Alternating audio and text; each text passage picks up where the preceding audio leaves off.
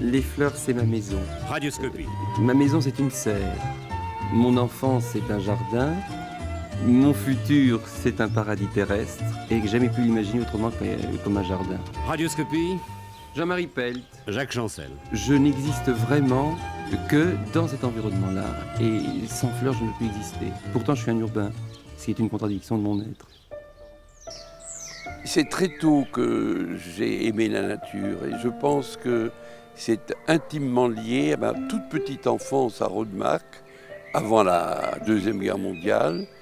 Et je passais beaucoup de temps dans le jardin de mon grand-père.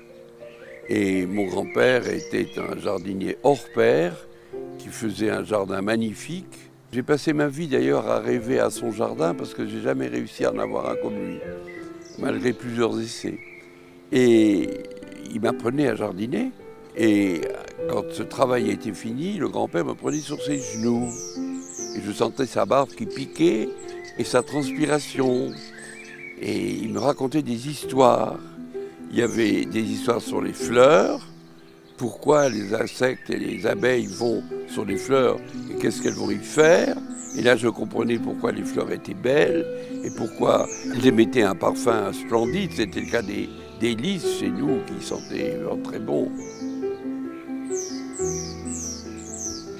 J'ai ce sentiment qu'il y a une sorte d'intelligence globale de la nature que nous partageons, même si nous avons poussé cette intelligence immensément plus loin que tous les autres êtres vivants. Mais nous avons tellement de choses en commun qu'on ne peut plus aujourd'hui considérer que nous sommes coupés de la nature. Et si nous sommes aujourd'hui coupés de la nature, c'est que nous sommes pathologiques.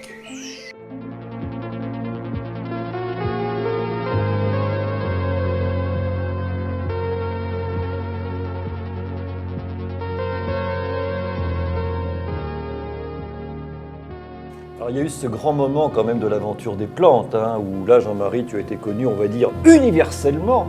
Voilà. On est dans les années 85 à peu près. Et les gens ont adhéré à cela, parce que je crois qu'on était dans une grande période, on l'est toujours, de technologie dominante, avec un monde de toute façon qui est façonné par les ingénieurs. Et toi, tu arrives avec, j'ai presque dire, ta mode de terre, en nous disant, mais regardez les fleurs, regardez les plantes. D'abord, vous êtes incapable d'en créer vous-même, et regardez comment ça fonctionne. Donc, tu nous as reliés, là aussi, au sens premier du terme, avec, en fait, ce qui n'a jamais complètement disparu des individus.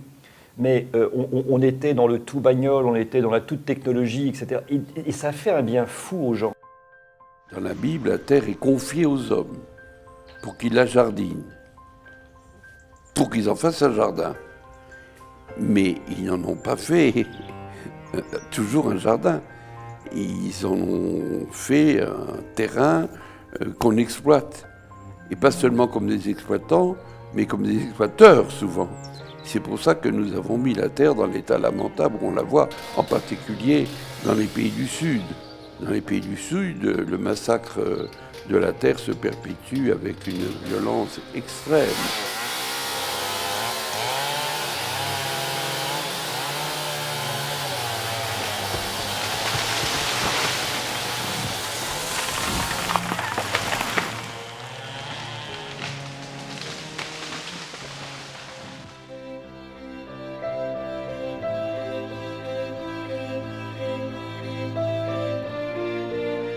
Ce qui m'intéresse, c'est de faire progresser pour le futur ces grandes valeurs auxquelles je suis attaché, qui est la solidarité, qui est la spiritualité, religieuse ou non, bien sûr, qui est aussi la coopération, qui serait, parce qu'on n'y est pas encore, qui serait, qui donc sera, parce que c'est l'utopie, mais c'est une utopie qui se réalisera, tout à fait nécessaire pour le futur. La terre, elle nous nourrit. La terre, elle nous guérit de nos maladies. La terre nous donne le bois, nous donne les médicaments.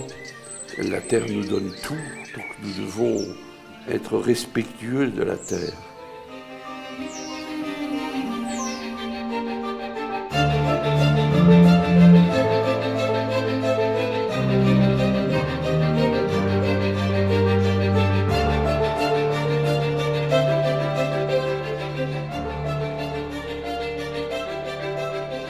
Merci.